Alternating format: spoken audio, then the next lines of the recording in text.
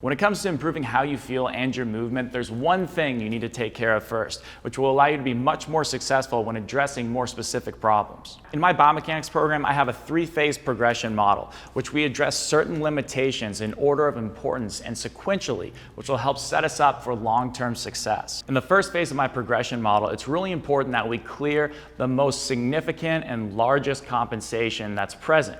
And for many people, what it is they have compression at the lowest part of their spine and their pelvis. I discuss in a lot of my content how people tend to have extension within their body where they have this forward pelvis, but you can have a pelvis and a center of mass that's pushed so far forward that they tend to get some gripping at the lowest part of their pelvis, and the muscles that are deep hip external rotators tend to grip and contract to help pull them back. People present like sway back posture when they tend to have this, but this is all a gradient. You can also be forward in your pelvis visually, but still have that gripping because it's preventing you from falling too far forward. At the level of the spine, this also manifests itself. So this is usually below T8 where people have that compression below the lowest portion of the scapula. Muscles like the erectors, the QLs, the lowest portion of the lats tend to get tight and compress this region. People that have the tightness in these areas tend to move a lot through orientation of their spine and their pelvis. So instead of getting dissociation of their pelvis from side to side or getting genuine rib cage rotation and shoulder rotation, they're often just orienting the entire structure from side to side or forward and back in terms of the position of their pelvis or their rib cage. So these people are very likely, when they go overhead for shoulder mobility, they'll just tip their entire thorax and rib cage back, or when people go to extend their hip, they will just extend their back instead. The more people tend to add layers of compensation on top of themselves, the more they tend to have muscles closer to the surface of the skin that get tight. These are bigger muscles like the aforementioned lats, erectors, glutes, pecs. Muscles like that tend to get more tight and concentrically oriented. There's a couple of measures we can use to identify this, but the biggest one is going to be your straight leg raise. In order to get beyond a 45-degree straight leg raise, you need to have the back side of this pelvis open up into internal rotation. And if that can't happen because of that compression at the lowest level of the pelvis, then you're not going to be able to do that very effectively without a clear compensation in the test. These people are also going to have very limited femoral internal rotation measurements because those muscles that grip the backside of the pelvis are external rotators, and they're going to prevent the genuine rotating in of the femur here. Also, when I assess these people's shoulder flexion, they will not be able to get beyond 90 degrees without a significant amount of rib flare present. So now you may be wondering, well, what can we do about that? Well, we are primarily concerned with getting the straight leg raise beyond 45 degrees, as well as the shoulder flexion to get beyond 90 degrees, or at least get to 90 degrees. Here are two of my favorite exercises we use to get the straight leg raise beyond 45 degrees and shoulder flexion beyond 90 degrees. We want to be on an inclined slant board. We've got about 15 degrees here. 10 would work. If you don't have that, some wedges could potentially work, but ideally you'd be on a surface where your whole foot can be flat and you can sense your heels easily in the full heel. So what we want to do here is keep our knees locked out and then stay heavy on the heel, but the whole foot stays flat, and then just fold over to wherever we would naturally stop.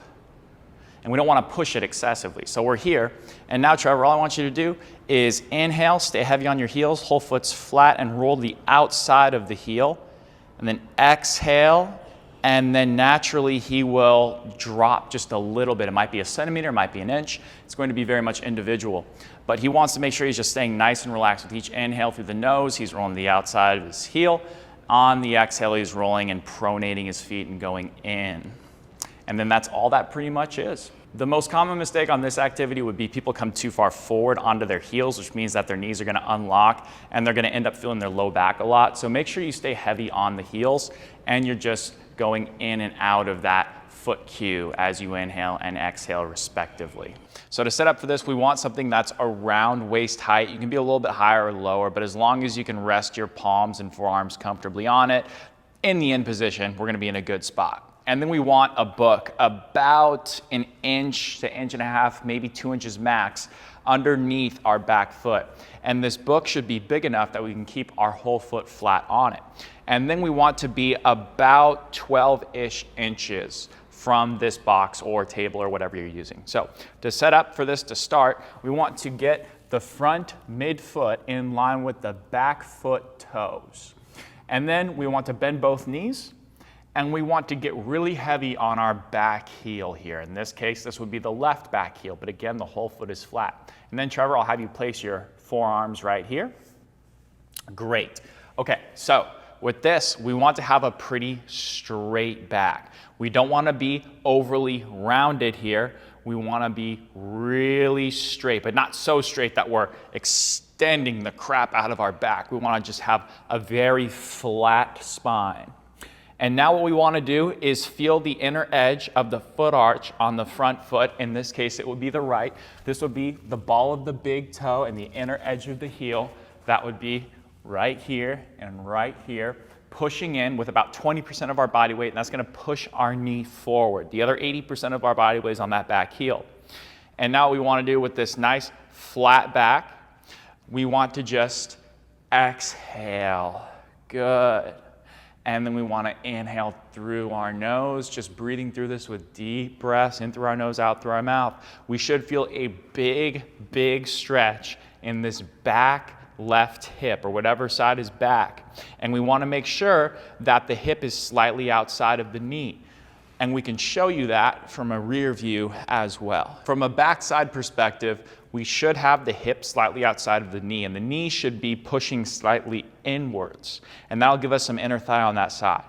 So to summarize, what we're trying to feel in this position is a little bit of the front knee going forward via the push of the foot arch on that side. A little bit of that inner groin on this back leg because the knee is going in, but our weight is on our heel in the back, which is going to allow us to shift back on this left and feel this stretch in this back hip right here. And then we're just going to breathe in that position nice and controlled. The other thing that we see that's a common mistake is people have a tendency to overly round. So in a lot of the cases, in a different variation of this drill, we do want a little bit of rounding through here, but not for this drill. For this drill, we want to make sure that we're real flat. There's this pretty straight line right here, and we're not going to be overly extending either. So we want it to be, you can't really do much more than that. So we want to keep a pretty flat back right there. At this point, we would then move on to phase 2 of my progression model, where depending on the individual, we would go after different assessment measurements. So we're addressing the largest and most present layers of compensation, and we're doing that in a way that will allow us to have longer term success and longer term adaptations.